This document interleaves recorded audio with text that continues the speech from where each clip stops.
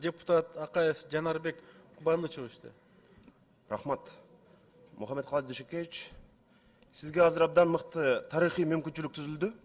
Президент тараптан да колдоо бар, парламент да колдоп турат. Азыр Кыргызстанда бийликти оппозиция да колдоп атат. Кийин иштебей коюп, шылтып айтканга силерде такыр мындай мүмкүнчүлүк жок.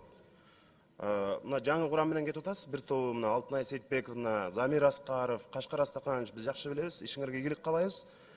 Мен сизге эки нерсе каалайт элем. Кыргызстанда азыр элибиз адилеттүү жана жаратман өкмөткө аябай муктаж болуп атат. Бизге биринчи кезекте адилеттүүлүк керек, анан жаратмандык.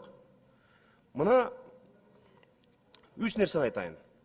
Кыргызстан чынында соңку жылдары коррупцияга батып калганын биз көрдүк. ТЭЦ боюнча 1, НДС боюнча 2, мына прокуратурадагы күч органдарынын акча алган, пара алган суммаларын көрдүңүз.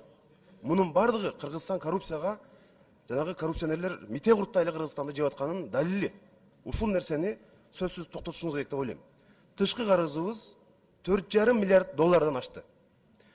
Ушул тышкы карыз келген сайын, мына ушул тышкы карыз максатсыз пайдаланылат. Ушуну сиз жеке премьер-министр катары катуу көзөмөлгө алышыңыз керек. Келген акчалардын көбү бул энергетика жана жол куруу тармагына кетип атат. Бирок уурдалып атат. Келген гранттар, кредиттер көрдүңүз, миллиондоп уурдап жеп атышат.